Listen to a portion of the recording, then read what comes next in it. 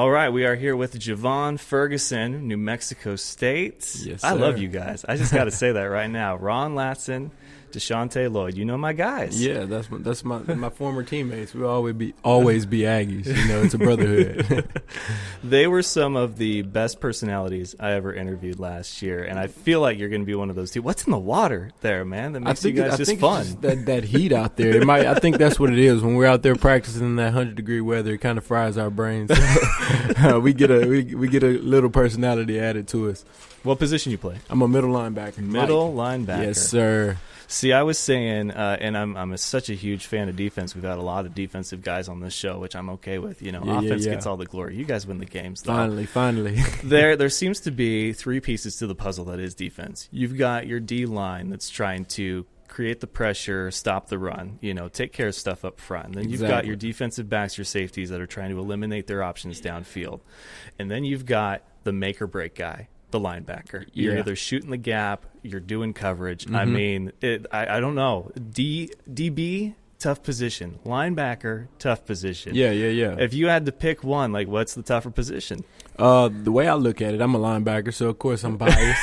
Every play is the linebacker's fault. You get what I'm saying? So whether it's a run play that breaks for 30 yards or it's a pass play that broke for 30 yards, it's always something the linebacker could have did to kind of affect the play in any way. Whether it's a blitz, whether it's a reroute to kind of slow the receiver down, whatever may happen, the linebacker's fault. But I would say for the long run, DBs have a hard job because those guys, if they give up one touchdown, that their whole day turns around. You get what I'm saying? So we can play the next play with a clear mind, but those guys, they have a way bigger gamble than we do. So it's even. It evens itself out. So everybody's just as important. I don't know if every play is your guys' fault because, you know, unless it's a tight end that burns you for a 60-yard TD. I mean, those wide receivers on the outside, that's the DB, you know. The safety's got to make sure those guys are in check. So you might have a little leeway there. Okay, yeah. So we're going to give it to the DBs today. Fair enough. DBs get burned, it's all their fault. Yeah. Okay.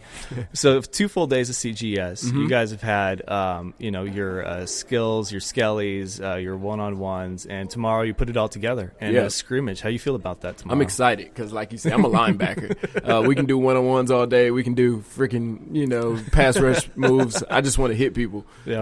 That's why I play football. So that scrimmage kind of brings that out of me. It brings that game atmosphere. It brings that 11-on-11 type of competition. Yeah. So that's what I'm excited about, all about competition. So we get to keep score a little bit, you know what I mean? So that's always, you know, a plus for a football player because we always want to win.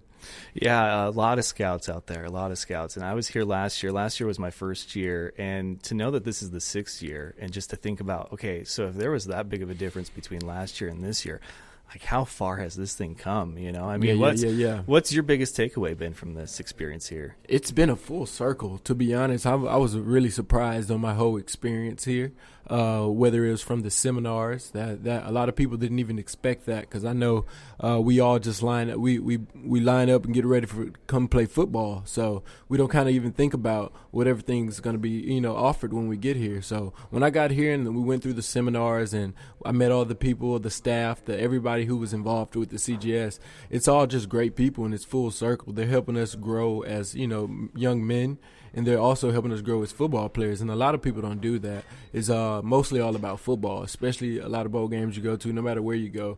It's football, X's and O's, speed, you know, strength. But they never talk about the numbers. They never talk about what to do after football. So that's what I took, you know, that kind of surprised me that I loved about the CGS.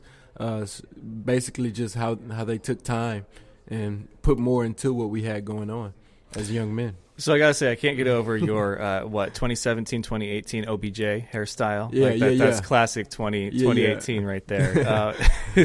I tell everybody, he stole it from me because I've had this since, true story, I've had this since 8th grade. I grew up in Baton Rouge, Louisiana, and I was always around the LSU facility, and I used to, you know, make this. I don't know if he got it from me or not, but I had it first. You had it first. And I think he saw me walking by him one day and just, you know, said that was a good idea. So I'll take credit until somebody. He made the money for it, but deep down, I know he got it from me. That's fair, man. How was it playing at New Mexico State? It was fun. The fans, whether it's from just walking through Walmart them having Aggie shirts on or running out of the tunnel. The Las Cruces is an environment that a lot of people need to experience because I'm from Louisiana. I'm from the swamp. I'm from, when I seen those mountains and seeing the environment at Las Cruces, it was an amazing place to be. I spent a great 4 years, and obviously I had a good football career or I wouldn't be at the CGS. So I love New Mexico State. I'll always be an Aggie, and I'm proud to be an alum. There was one guy I just talked to who he's never seen this many scouts before. He's never performed in any capacity in front of all these guys. And I know I've seen the helmets out there. There's some guys that this might be just like any other practice, with the amount of scouts that are there. Exactly. What's that been like for you? It's like you say, it was one of the first times I've ever seen all the NFL teams, all the shirts, all the hats, all the gear that you want, staring at you. And I just one of the scary ones was the weigh-in.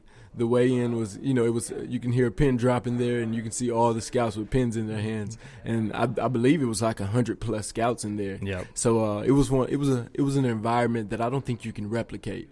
You can't replicate that. Just getting ready for the pre-draft process and getting ready to play in the NFL. I think that gets us. That's one of those things. I said it's full circle. That goes hand in hand with those seminars. That's something you can't practice until you do it. And being here and, kind of getting that look in front of all those scouts and seeing how the process is and putting yourself in that spotlight, it's an experience that you'll never forget. So one thing I want to ask you, because you guys have had a crash course in finance with Rod Newhouse, the guru. Yeah. You guys have done a lot of field work and everything, but the education that comes with CGS is something that I think surprises a lot of you guys. So having sat in on his talk and him dropping knowledge on you, if you get signed to the NFL, what's the first thing you're going to buy? I hope he doesn't listen to this because this goes completely against what he just taught us. But he said don't do this. But I'm definitely going to go get my mom a car. So that's one of those things like I hear you, but I don't. So he said I'll make sure I'll call him the second I do it to see how I can fix that. So, but for sure that's one of, because we all, football players, we all want to take care of our moms or whoever took care of us to get us to where we are to this day.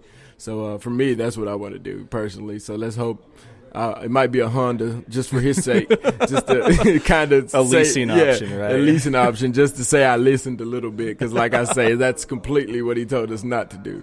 But that's exactly what I'll do. All right, man. Well, he is Javahn Ferguson, New Mexico State. This has been real fun, man. Good luck out there. Thank you for having me.